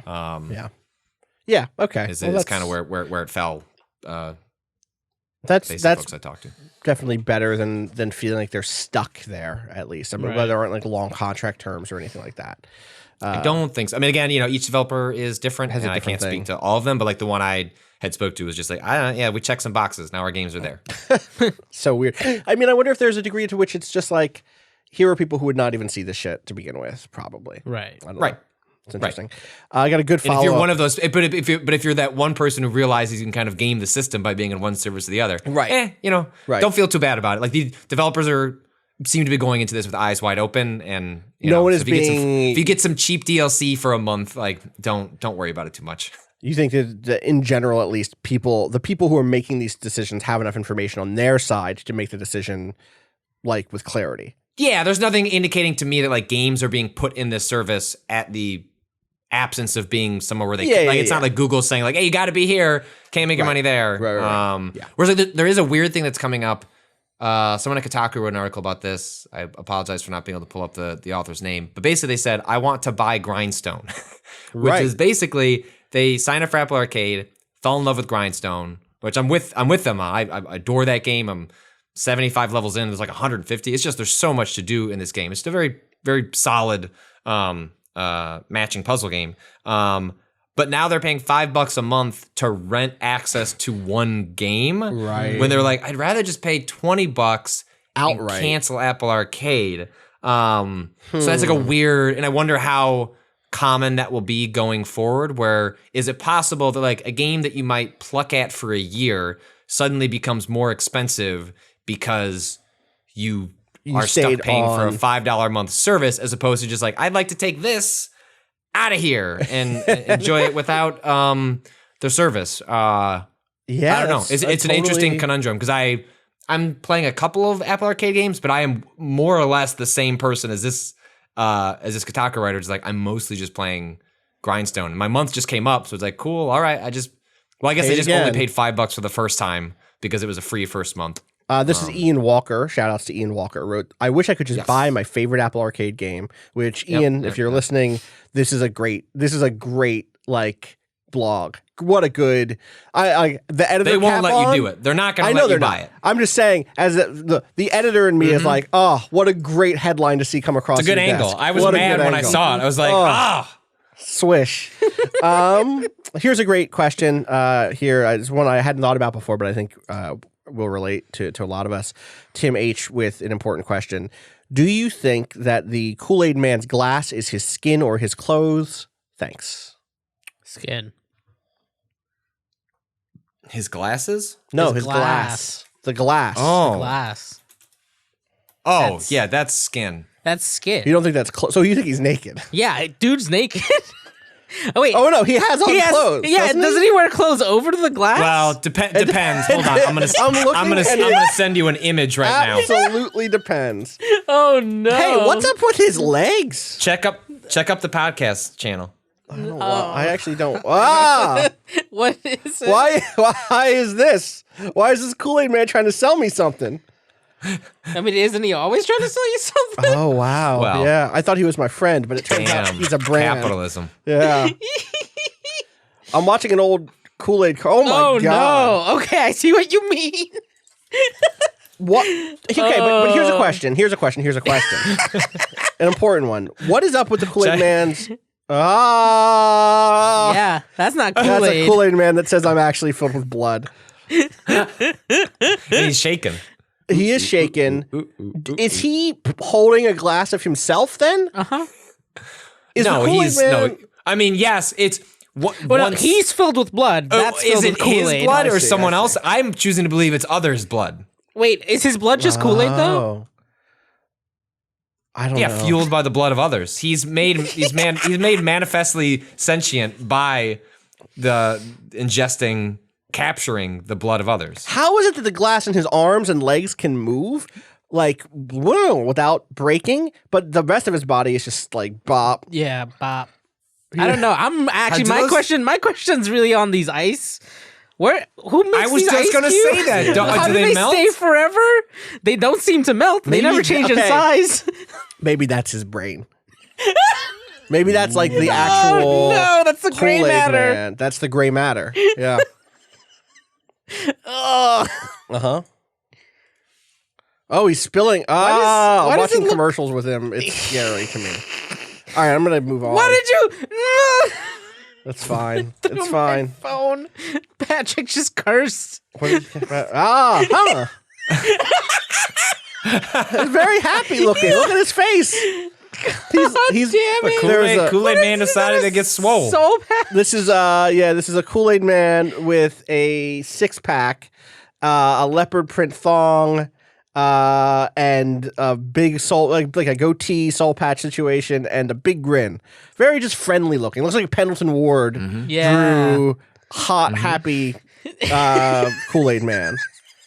Oh, this is gross. Okay, great. Hold on. Uh-huh. What? That's a Kool-Aid pickle. Oh, That's not real. that's a Kool-Aid pickle. Fuck off. That's a Kool-Aid pickle. No. You could Kool-Aid a pickle. Can do Not anything. Kool-Aid a Not car. Not a pickle. It's not a pickle. It's a cucumber soaked in Kool-Aid. Yeah, you're right. That's a Kool-Aid. Well, you're pickling. There's a with lot of Kool-Aid. these. All I did was search for Kool-Aid, and like I would say, Pickling. like one every like 8 images is a different Kool-Aid pickle recipe. That's the thing. No way. It just Are they show- it's a- fermenting in the? Is it actually fermenting? Kool-Aid. Well, let me look up one of the pickle. recipes. And they say white people don't have culture. Oh my god. Jesus Christ. Directions.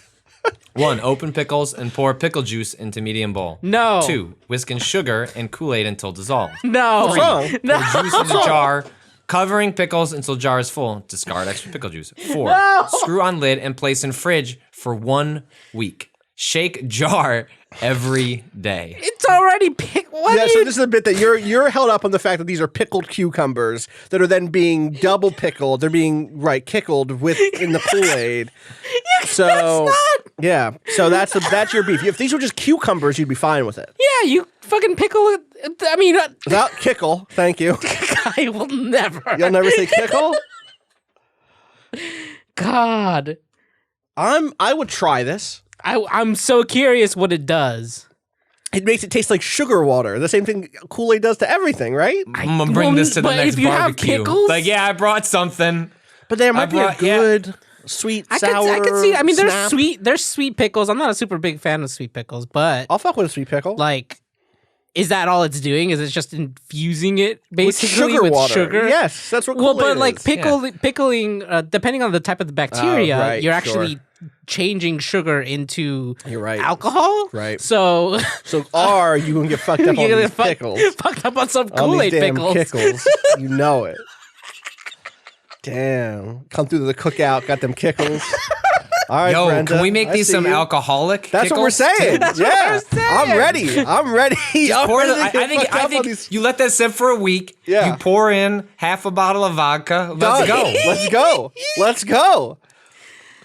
You know, Let's lay down on the ground because I just drank half a bottle of vodka with these Kool-Aid pickles. oh my Oh, god! jeez. Right, because here's the thing: at the end, you can drink Yeah, the mix, yep, which is pickleback going to right be there. pickle juice plus Kool-Aid mix plus vodka. Oh god. Oh, there was a question in here about what type of cocktail should you drink for Halloween. Throw it out.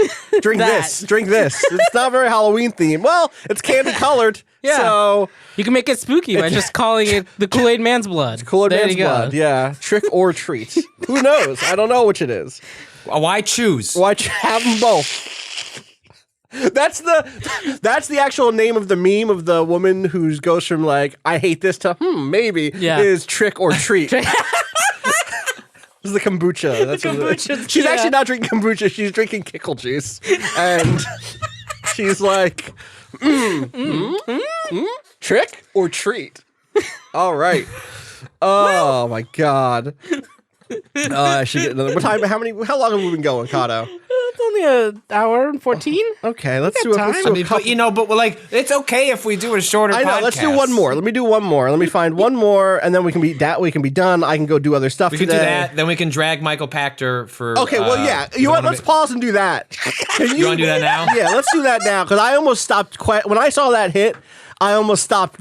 I almost closed the bucket immediately, and I want to carry that energy now that I'm all filled with this juice. Okay. You've had that half a bottle of vodka. You got that. You got. Whew, no, so, listen. If I had a half bottle of vodka, I would tell a different Michael Pachter story. Fair. So EGM, who I guess these days is just mostly a web presence, I think. Yeah, I think so. Did some a follow-up feature by Nick Ransbottom, sort of like talking about what happened with the leak and trying to follow with the ECA. And, around the time that this happened, there was some groups talking about taking legal action against the ESA. I was very skeptical that was going to happen, which is since borne out. Anyway, I've not read the full piece, so I can't really speak to it. But going around first in a Discord that Austin and I are in, and then it popped up again on Twitter, and I was like, all right, I got to make sure that we get to this. Let me find the. You want the full quote? You want the full quote? Yeah, here? well, I've got the article. I want to find it in there so that I could just see. Yeah. If the context is any different than the excerpt that's going around. I will tell you, really. it is the All right, first time Pachter comes up in this piece. Yeah. All right. So there was some discussion on whether the sort of like the additional sort of like data protections you have in Europe as a result of GDPR would like play into this at all. And then it pivots to a quote randomly out of nowhere from, well, I know why it's here. It's because if you email Michael Pachter asking for a quote, he will respond. And I say that I'm about to drag him, but I want to separate my comments. Is that I drag reporters who go to the same source over and over again because they will answer and give you a quote. That's not Pachter's fault. That is people going to people they know will always give them a response. Of course he wants to be in the news and be relevant. I'm not going to blame him for answering a question a journalist asks. But some victims some victims of the leak registered with their work information rather than their own personal information. Weighing in on the issue, Wedbush Securities analyst Michael Pachter said, quote, "I don't think the breach was a big deal at all." That would all. That's ESA has my work address, work phone, and my work email. Oh, They might damn! have You my got a cell, work phone? You got a work phone? but I'm not sure. Good. Yeah, that's nice. Wow. I'm out here paying for my Xbox. They don't have my birth date, driver's license, or social security number, although they required a driver's license as ID. He continued, "It's only those dumb enough to have listed personal details who might be worried, and I don't think there are many of them. Even so, it's hard to imagine someone showing up at my house because they don't like my stock recommendations. When I asked Pachter if he felt safe registering for next year's E3, he said he did. Quote, I feel unsafe applying for a credit card. Like, I don't even know where to Thankfully, start with that. The piece, thankfully, start with immediately goes like, swatting exists, my guy. Yeah. Some people are Someone independent creators. Yeah, right. Yes. animals have gone blind because of like throwing in like flash grenades to try and like temporarily blind people when they're storming. Like it's like bad shit has happened and it's scary as hell. My personal information was leaked in this. I put in my personal information because I didn't think anything of it. I assumed an institution that asks for my data can be trusted with that information. Would it have been better, as I do now, I registered a P.O. box. I got a Google Voice number. Great, I'll use that in the future. The onus of who made the mistake here is not on me for assuming that my information would be leaked. It is on the organization who was not supposed to leak it. Yes. That is the problem, is the ESA, not people. What P.O. boxes cost money. A Google Voice number doesn't cost anything. Yeah. But P.O. boxes cost money. It's a continual expense. Lots of people who don't work for companies that independently operate their own personal businesses. It seems pretty normal to put in your home address, which is where you work, into something that says, where do you live? Yeah. And then you can trust that will not be that the company that runs E3, that the company that lobbies the government would have protections. Right. Right. No security lapse. They uploaded the document and said, you want to click on this shit? Here. It was made worse by an irresponsible quote unquote reporter who then reported this out without making sure the damn information wasn't taken down ahead of time. But those are all like reporter, irresponsible.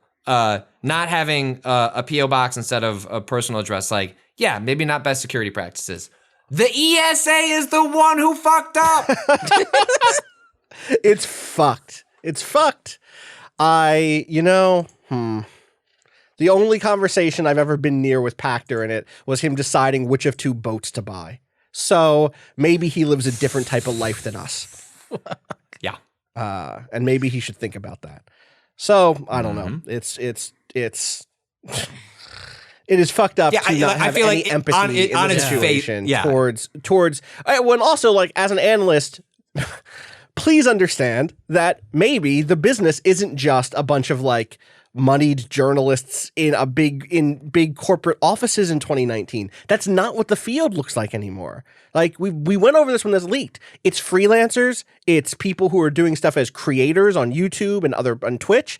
Like, these are people who are more vulnerable to this sort of leak, and the more of those people make up the industry now than ever before. Like, and maybe you're only interested in what a publisher is going to do next quarter, but like, to not have your finger on the pulse of this part of the industry, I think suggests like a real disconnect from where things are at. Well, yeah, and when he says, it's hard to imagine someone showing up my house because they don't like my stock recommendations. You're not the one that's like talking about social justice, talking about like the hot button issues that cause like these sorts of people to target you and to then use information. Or potentially use information, or even just the threat that they had. Like, that's what happens to me. Yes. I haven't had anyone show up at my house. I've had cameras installed. Like, I've taken, precautionary actions.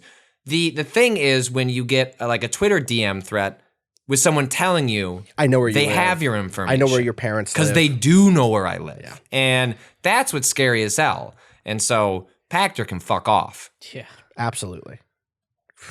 God. All right. We're going to clear our palettes. Not emailing you for a quote, Michael Pachter. You're off the list, buddy. We should do one more question as a palate cleanser. You don't get to send us questions anymore, Michael Pachter. You can go ahead and send them to gamingadvice.com because you need some gamingadvice.com. All right, here we go. This is a person. This comes in from Matthew.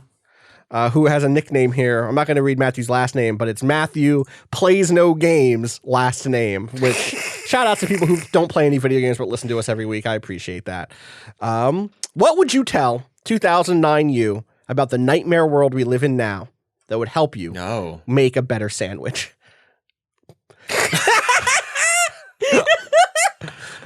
Man, my mind was racing immediately. Like, what is useful advice? Sandwich. They're both good. Like, I mean, bonus points if you can thread the needle and hit both of those things instead of it just being like, listen, you really like this food you think you don't like. Embrace tuna faster. Really? It will become one of your favorite sandwiches. And how many years you're going to go not enjoying that tuna sandwich? It's unfortunate. Tuna sandwich is like almost like my go-to. Wow. Like a good tuna sandwich, tuna melt. Yeah. I liked tuna a lot when I was a kid, and I fell off of it. I should try to get back in. I put tuna in a mac and cheese. Yeah, delicious. Sure. That's a classic. Hell People yeah. do that. Yeah. Fish. Do you know how big a tuna is? Big. Bigger than that. No. Wait, do you know Cado was like this.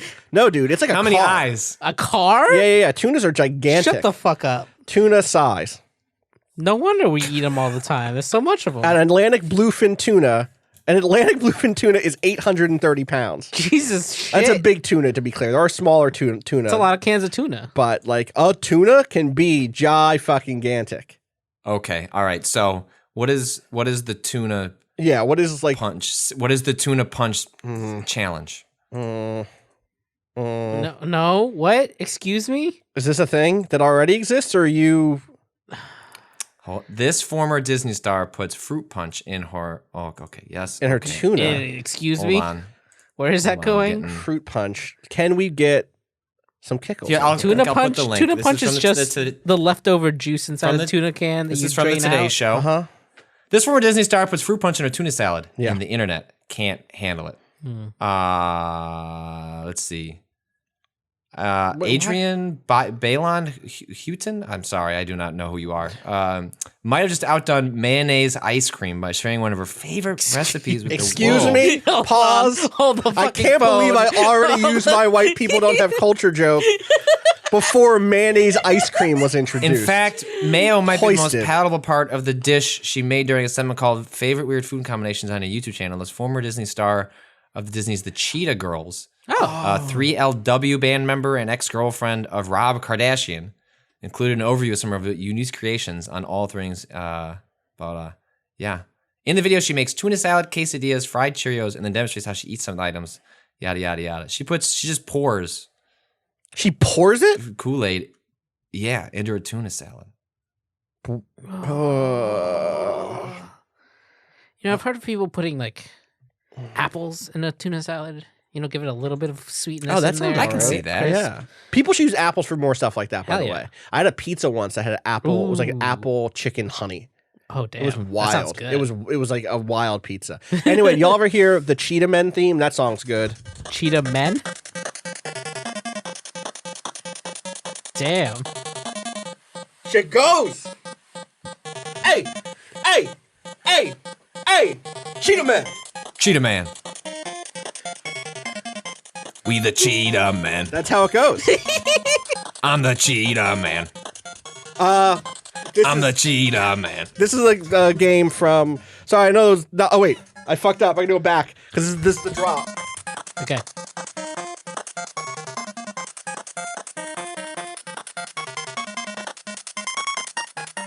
Yeah. That flourish?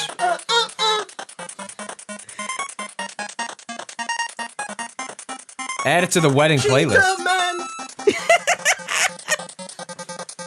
Mortal Kombat stole this. Oh, Johnny Cage, Sub-Zero, Sonya, Scorpion. Mortal Kombat! That's 100% just Cheetah Man. wow.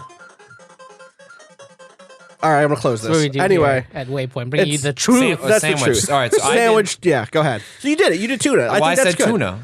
Yeah. Fuck, I don't know. I'm like actually struggling, especially. Okay, I got to think. You know what it is? I got to think about 2009 me and think about what was my sandwich situation at the time. What was I doing in 2009? I think that the big thing for me was just oil and vinegar, which is now just like my go-to simple spread. Like I don't like mayo, which meant for a long time I would get fairly dry sandwiches because I just don't like mayo. And that was fine as long as like it was certain types of meat because the meat has its own juiciness. Sure. But oil and vinegar has opened up a pretty broad world of other meats, basically. You know, oil and vinegar on anything is good. So that's like that's very simple though. That's not like a big thing. Sophomore year in college. Was that your 2009? I'm trying to remember what the fuck I was doing. I was living in Brooklyn in 2009 for most of 2000. For all of 2009. No, I moved to for all of it. I don't think I was eating a lot of sandwiches because I was on a meal plan. There you go. Just having those. What was your meal plan? So here's a thing that's always funny. It's just like y'all were in college. Yeah. What was your meal plan situation? What was like available to you to spend those meal plan points? Because I've heard some wild, like I know now there are people who just like can go to a pizza place off campus. Yeah. Did you have that? No. Oh, okay. I wish. No. I know. I go to the cafeteria and then occasionally it was like they'd have like stunt days where it's like I think they did like they brought in someone. I think it was like once a quarter or a semester or whatever. It was like lobster tails. So it's like you get something fancy. Oh, so was your cafeteria just a cafeteria in the traditional sense? Yeah. Like whatever's like today we have blank. Yeah. Or could you order? You couldn't order different types of foods? No, I think like occasionally they would do like a salad. Like we're making we're doing egg scrambles and you can go like pick your they do like every once in a while was like a special treat, but otherwise it was just here you go. Interesting. Was that your situation, Cado? Yeah. Okay. They had a salad bar and they always had a pizza, and then there was like a rotating thing of like other warm foods. Right. I had it better than that, but not as good as people who can go off campus and get shit, which I hear a lot about now. Right. My shit was like a fake marketplace. Ooh. It was like one of those things where if you were not from my school, you would show up and be like, yo, you have it good. But if you go there, you're like, yeah, I've had the same fucking chicken teriyaki bowl every Tuesday, Thursday for the last 4 years. Fuck off. But it was like, to be fair, it was like a cool little market. Like now I'm thinking of it and like, damn, if we had one of those here at the office, that'd be dope. Yeah. It was like, a place where you could get wraps, a place where you could get like burgers, a place where you could get like a rice bowl with some protein in it, and a place where you could get once a week there was sushi, I want to say, at one of these places, which was wild. It was the first time I had sushi. It was like bad college sushi, but it was good for like me too. A nice mix. Do you know what I mean? I just remember my I was at RISD over the summer when I was in high school. Okay. And their situation was much fancier than my actual college. But they had sushi there. The thing that was dope about I tried it. I was like, wow, this is good. Yeah. Actually. Yeah. And then I started getting sushi at the Publix. Shout out to Publix. That's the only, we don't do any, well, I guess we do ads, but the only like branded shit we do on here is shout outs. Yeah. Shout outs to Publix. They did not pay for us to say that, except in sushi that you've eaten. Like, and their sub sandwiches. Right. Their deli's fucking great. There were places on campus that took the card that were not just the cafeteria. Yeah. And those were actually the secret good places. It's like one of them had like a dope chicken sandwich. One of them had like a burger wrap where they put Thousand Island in that. Yeah. It was like a burger. It was like a bacon cheeseburger with Thousand Island in a wrap. It was so good. Our situation was so fucking weird because we could do that, but you had like two different things. So it was like a meal swipe, which you could use at the cafeteria, and there was like a secondary like monetary amount that so you could use at the other spots on campus. The meal swipe was, maybe I'm wrong, maybe it was all just money. But I remember being like, you can buy X meals. But maybe that was just like them estimating. Sure. We had a very overpriced, very shitty grocery store, which didn't make any sense because on campus? On campus. It was like a convenience store. Basically, that had some grocery type stuff. Like you could get cereal or milk there. Yeah. But it was all overpriced. And no one had like a kitchen Do you know what I mean? Like there was every weird, residence hall had one kitchen in the building, basically, and that was not, or the ones I lived in anyway, and they were bad. They were like the no one had taken care of those stoves, Right. So I didn't feel like it was a good place to cook food. We had what a weird situation. We had individual. colleges. It was like more of an apartment style, like dorm situation. But they didn't add that convenience store until like the third year that I was there, and I was like, "Damn, this would have been great earlier." Yeah. Now I'm off campus. It doesn't fucking matter. Yeah. I was on campus for grad school, and we had a dope kitchen. We had like a view of a little valley. Ooh. We used to have cocktail hour. Everyone would come through to our place, so we had a good view. Wow. It was nice. We had music playing. I had like a great roommate. Shouts to Elliot, who would put on incredible music and would make us great cocktails. Sometimes I would cook for people. It was nice. Nice. There was there were some the college I went to was like an urban campus, so like there was a bunch of like regular buildings and businesses between like campus buildings. Yeah. And there were two spots at one point, a sandwich place and like a fancier sandwich place that also did a couple other things. And it was always like, damn, it would be awesome if we could use our meal bucks here. The like year after I left, they like opened that option up, and I was so mad. I was like, all of those burritos I could have eaten at the sandwich place would have been so good. That would have been good. Do you have any 2009 food tips for yourself? Sandwich tips? Yeah, start putting hummus on things. Oh, hummus is good. Hummus is great. It's a good spread. Wasn't making my own hummus then, but I still enjoyed it. But I never like spread it on sandwiches. Like sandwiches, you were just using it as like a pita dip. Yeah, That's like the class, or a pita chip or dip just like sometimes, usually or I like actually did a lot of broccoli. I Oh still do. yeah, broccoli's good, which with is hummus. like True. it's also a good meal. It's like you got Yeah, vegetables. that's actually and like a then- pretty filling Yeah, snack. Like totally. you could fuck around and miss a meal on Yeah. some broccoli and hummus shit. I did that like 2 days ago. Yeah, that happens. Well, I think on that note, I'm happy to end this podcast Yeah. and maybe go get lunch. Yeah, That would be good to me. it's about time. It's about fucking time. We know other. Did you see that Ashley Feinberg found Oh Mitt my Romney's secret god, Twitter it's account? so good. I haven't read the whole Did you not story see yet, but this she yet? is tremendous. no. So the Atlantic, shout outs to Ashley, honestly. There was a Atlantic piece that came out yesterday. Was it yesterday that it came out? Did she move it that quick? Was it the day before? It moved quick because basically there was a profile of Mitt it was Romney, yesterday. hashtag The liberation Mitt of Mitt Romney. Fuck off. in which he mentioned having a secret Twitter account so that he could like follow things without people like overly scrutinizing. Yeah, he said yada yada. But he mentioned a couple of he the gave accounts too many follows. details is what he did. So he said Way too many So here's what he details. does. He goes the interviewer here basically says, does Trump's Twitter insult do Trump's Twitter insults to Mitt Romney insult him? For people who don't remember, Mitt Romney was a previous presidential candidate, was the governor of Massachusetts for a while, is now in Utah running for Senate. Is that right? Or is he a senator? Did he get elected in Utah? He is. Yeah. Yeah. Okay. And is the target of Trump's tweets sometimes because he's been critical of Trump a number of times despite being a Republican. Here's the quote from this piece. That's kind of what he does, Romney said with a shrug, and then got up to retrieve an iPad from his desk. He explained that he uses a secret Twitter account. What do they call me? A lurker? To keep tabs on the political conversation. I won't give you the name of it, he said, but I'm following 668 people. Swiping at his tablet, he recited some of the accounts he follows, including journalists, late-night comedians, what's his name, the big redhead from Boston, and athletes. Trump was not among them. He tweets so much, Romney said, comparing the president to one of his nieces who overshares on Instagram. I love her, but it's like, it's too much. After this story, it's so funny. That's a very good dad. That's a very good like dad quote. Yeah, I love her. But Ashley Feinberg, hours later, published a story. This sure looks like it's Mitt Romney's secret Twitter account, and now that story has in the headline update. It is. So Ashley did some work digging into trying to find an account that followed Boston journalists. Conan O'Brien, the big redhead from Boston, followed around 668 people, give or take, and then specifically followed people who were like close to Romney, like a grandchild or kind of did like a cross section, like look at Romney's oldest grandchild, who follows 481 people, and so you could scroll through all of those to see if there's anyone there that might be Mitt Romney.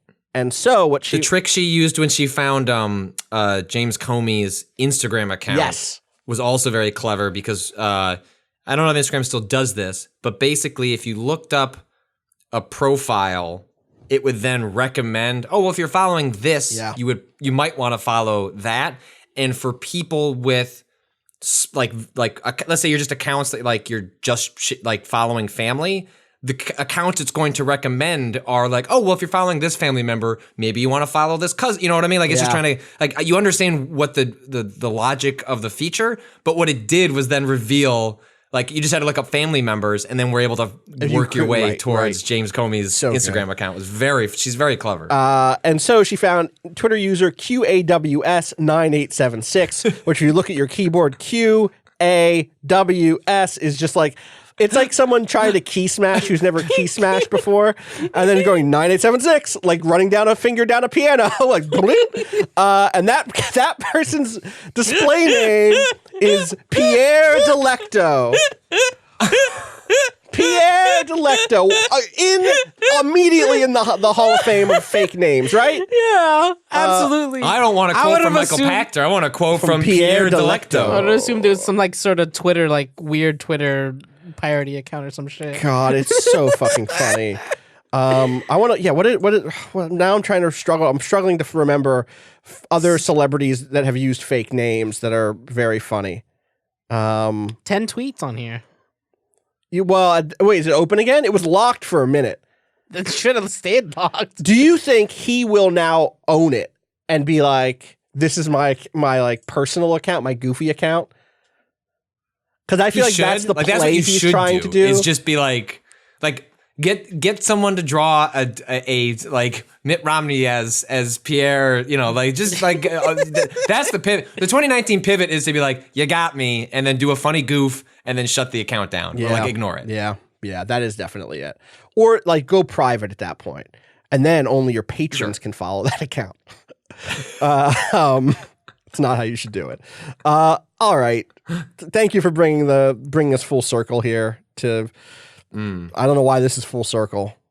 That makes it sound like I'm saying it's the end of a podcast, and so it's just beginning and now end. But the real full circle would have been to discover that Mitt Romney's secret Twitter account was way into Final Fantasy XIV, which would also be very funny. He would definitely play a paladin, right?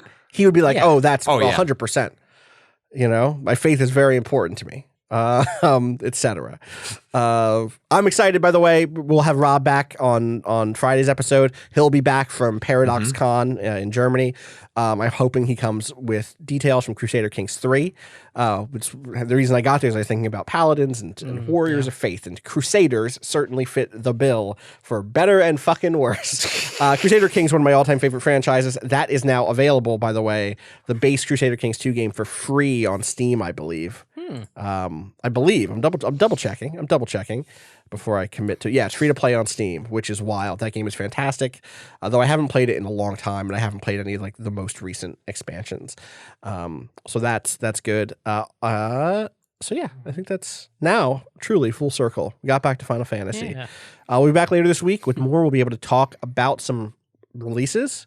I think I'm going to try to put some words down if I can tomorrow on Outer Worlds. Probably not a full review because I'm not done that game yet, but I would like to have something on the site that hits it before Friday's podcast. And yeah, I think that's what else can we say? What other embargoes are up? Or are we not allowed to even do that? Well, I mean, the Death Stranding one is not till. Oh, it's not this week. It's next week, or some other future time. Okay, I was hoping it would be this week. It's November 1st, I think. I think that's already public knowledge. Okay, wait, you know what? Can I say something? It's October 21st. Yeah. It's already. It's the fall is blowing by. Yeah. Yeah, October just kind of went whoosh. Jeez. I saw something. I'll ask you off mic about whether or not we got code for another upcoming video game ever. But I'll ask you off mic. We still don't. We don't have that one yet. Weird. Maybe all of our back and forth on who would cover that game was for naught. All right. That's going to do it for us. Oh, it's assigned. We have a reviewer. We figured it out. Okay. We just don't have the code yet. We just don't have the code yet. Okay. We'll be back on Friday to talk about some video games. Thank you so much for everyone who sent in questions. As always, again, you can send those to gaming@vice.com. You follow me on Twitter at Austin_Walker. You can follow Waypoint, twitter.com/Waypoint, facebook.com/WaypointVice, youtube.com/WaypointVice if you want to listen to these via YouTube instead of via an MP3 player. Cado, how about you? How you doing? What's up? I'm good. Where you at? On the internet. at _Cado. Where are you at just like emotionally? Yeah, I'm You fine. alright? You good? I didn't get to play as many games as I thought I would. Yeah, I know. I I get spent you. some time making chickpeas For hummus. For hummus. Yeah.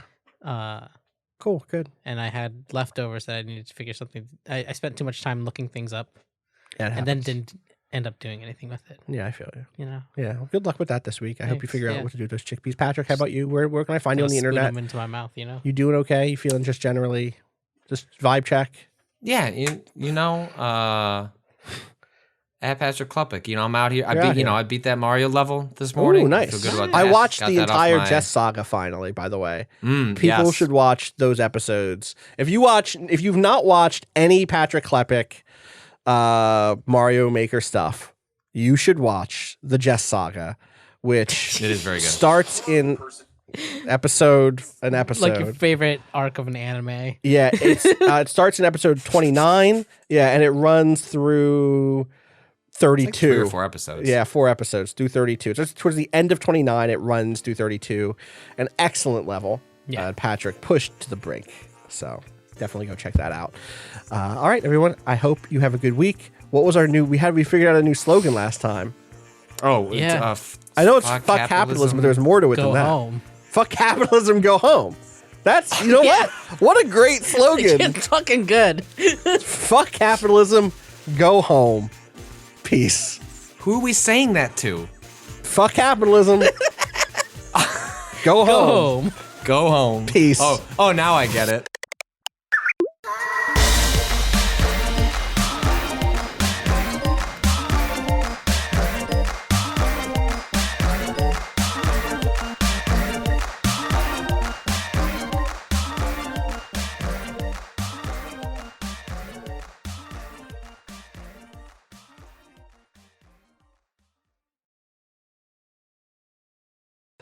Now we get it.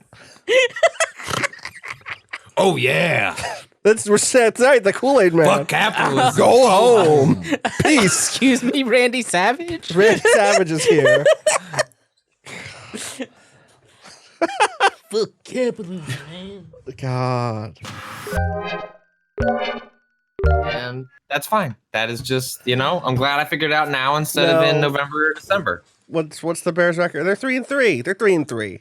Oh, they were 3-3 at this point last year. The problem was last year, arrow was pointing up, even in like their loss. They put them 3-3 last year was against the Patriots team, and they played them down to the last play, and just it didn't go their way. So, no, I feel you. But like the thing that's going to happen is we both got our asses kicked. We both got on our asses Sunday. kicked. You got your ass kicked. Yeah, and it was nothing. I looked at it was like cool. I'm excited to see how they build on this. No. Nope. No. They ran a franchise low running attempts. 7. They got 16 yards running. 16. I think I could get 16 yards. I was going to say, I think if you were QBing and I was running and I was a running back, we could probably get 16 yards. It wouldn't be good. Yeah, we'd be dead at the end of it. We would tell you something. No. We would have more than 7 attempts. That's the key. And you know what? That's the difference between champions and the Bears. Honestly, you got to run it at least. You got to run it. You have to run the ball more than 7 times. Was that just? Did they just not have the ball very often? Like, what was the? No, they had the ball a lot. Okay, They've had a really bad offensive line, and just couldn't trust a it. quarterback who can't throw the ball. Yeah, well. Yeah, well. That seems important. He at one point threw the ball away on a 4th down passing play. Like they went for it on 4th, and he threw the ball away. You already are turning.